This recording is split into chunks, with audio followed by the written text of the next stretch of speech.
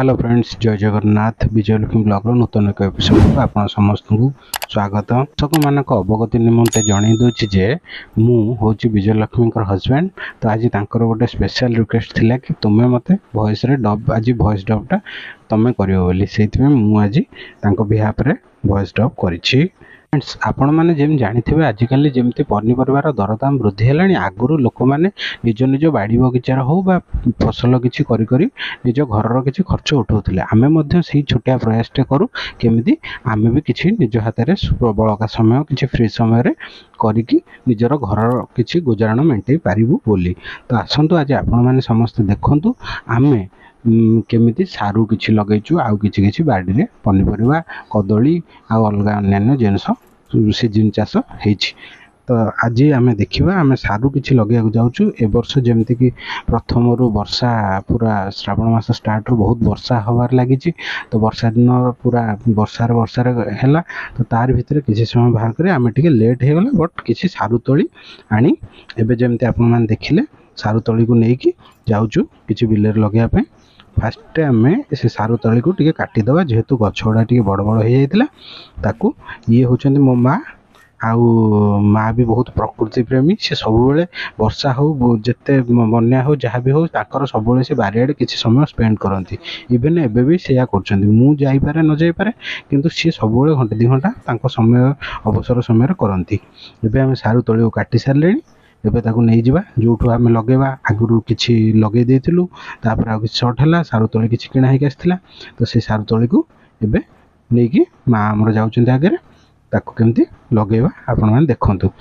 किछि जगह एठू एतिकी आमर बिलर साइडटारे जेहेतु धान सेठी रुआ हो पारुनी से कणटा आम एत परिष्कार कर देइछु। पूरा साइडटा देखंतु पूरा परिष्कार हो जाइछि। जो पंक गुड़ाक सब हल हो जाइतिला से पंक गुड़ा बढ़िया भाग अच्छी। एठी आगुरु आम जेजेबापा टाइम रे भी एई जगह सेम प्लेस रे बढ़िया सारू हुए। तो सही ये गोटे आम एथरक किसी सारू करने आशा करी करछु।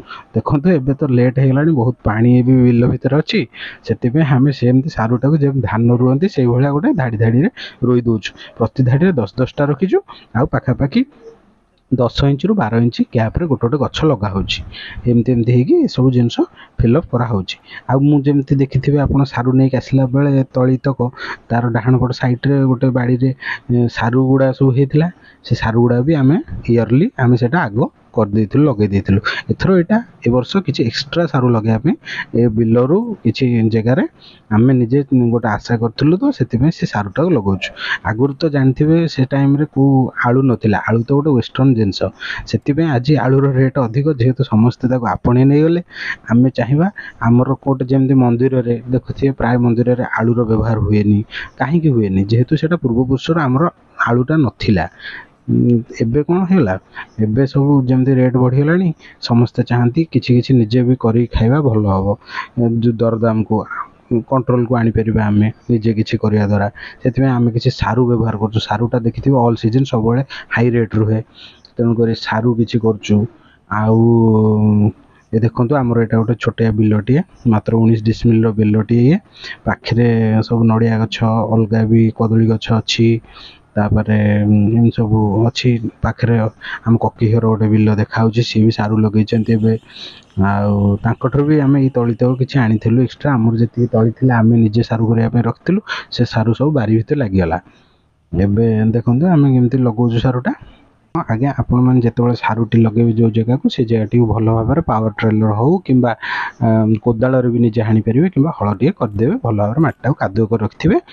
आउ सारू जमी गोटे रफटफ जिनस से सब प्रकार पानी फाणी सब जगार भी रहीकि हो पार बची पार गछटी। आसते ए देखिए आम आउ गोटे पट बारी आपण भी आगुरी थे देखी बारी आधे बीन्स फिन्स सब लगी। एबे देखो आमर किसी सीजन परिबा भी जो लगी। आम बो कौन सब सीजन आरंभ जो केमती कि वर्षा दिन में जमी आम जह्नी काकुटा गोटे सीजन जिनस से कंपलसरी आम बो मंजी रखी दे था लगे थाए। तो ये गोटे कूटी अच्छी आम एथरू अलग टाइम वर्षा नहला बेले पानी यू काढ़ी आम निजे निजे हाथ में देकी किसी चाष करूँ। आउ एठी किसी लंका गछ लगी बैगण गछ किसी लगी। ये देखिपे काकुड़ी पत्र गुड़ा सब देखा काकुड़ी गछ लगी। काकुड़ी भी माने फुल आसी जाइए छोट छोट कसी भी आसला आपको देखीदेवी। ମାର୍କ କରନ୍ତୁ ଦେଖିବେ ଛୋଟ କଷି ଏଇଠି ଦେଖନ୍ତୁ ଗୋଟେ କଷି ଦେଖାହେଉଛି ଫୁଲ ପାଖକୁ। ଆଉ ଏଇଟା ଜହ୍ନି କାକୁଡ଼ି ଆମ ବୋଉ ସବୁ ଲଗେଇଦିଏ, ମୁଁ ହଣାହଣି କରି ମନ୍ଦା କରିଦିଏ, ସେ ଲଗେଇ ଦିଅନ୍ତି। ଆଉ ଏବେ ଦେଖନ୍ତୁ ଗୋଟେ ଲେମ୍ବୁ ଗଛଟି ଏଇଠି ଅଛି। ଆଉ ଏଇଠି ତ ଗୁଆ ଗଛ ପ୍ରାୟ ସବୁଆଡ଼େ ଆମର ଲାଗିଯାଇଛି ଗୁଆ ଗଛ ପ୍ରାୟ।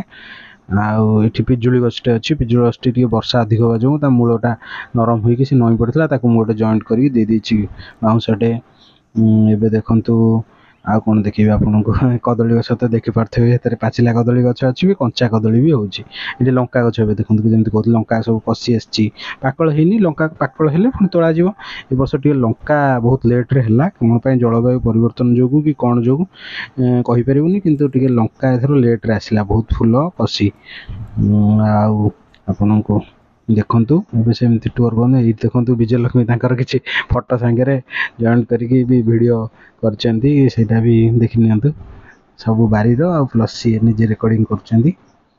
ଆଜ୍ଞା, ଏଥର ଟିକେ ସାରୁ ଲଗାଇବା ଆମର ଲେଟ୍ ହେଇଗଲା ଆକ୍ଚୁଆଲି, ମାନେ ଗୋଟେ ସାଇଡ଼୍ର ସାରୁ ଆମେ ଜଲ୍ଦି ଲଗାଇ ଦେଇଥିଲୁ ଠିକ୍ ଟାଇମ୍ରେ, ଆଉ ଗୋଟେ ସାଇଡ଼୍ର ଟିକେ ଲେଟ୍ ହେଇଗଲା। ଏତେ ଦେଖୁଥିବେ ଆଉ ବାରିଟାକୁ ଟିକେ ଭଲରେ ଦେଖି ନିଅନ୍ତୁ ସମସ୍ତେ। ଭଣ୍ଡା ଗଛ ବି ଅଛି ଆ ଭିତରେ, ଆମ୍ବ ଗଛ ବି ଅଛି। ତାପରେ ମାଙ୍କଡ଼ ମାନେ ଯେଉଁ ଉପଦ୍ରବ ହେଉଛନ୍ତି ଆସିକି ଭଣ୍ଡା ପତ୍ର ଭଣ୍ଡା ଗଛ ସବୁ ଭାଙ୍ଗି ପକାଉଛନ୍ତି, ଖାଇ ଯାଉଛନ୍ତି। ଆଉ ଏବେ ତ ସବୁଆଡ଼େ ବିଲବାରି ଚାଷ ସମୟ, ରୁଆ ରୁଇ ହେବାର ସମୟ, ସବୁଆଡ଼େ ପାଣି କାଦୁଅ ଆପଣ ଦେଖିପାରୁଥିବେ। ଶୁଖିଲା ସମୟରେ ତ ଆପଣମାନେ ଦେଖିବେ ବି ଆଉଥରେ ସାରୁ ତଳି ଯେତେବେଳେ ଟିକେ ବଡ଼ ହେଇଯିବ ବଞ୍ଚିଯିବ, ଆପଣଙ୍କୁ ତାର ବି ଗୋଟେ ଏପିସୋଡ଼ ବନେଇକି ଦେଖେଇବି।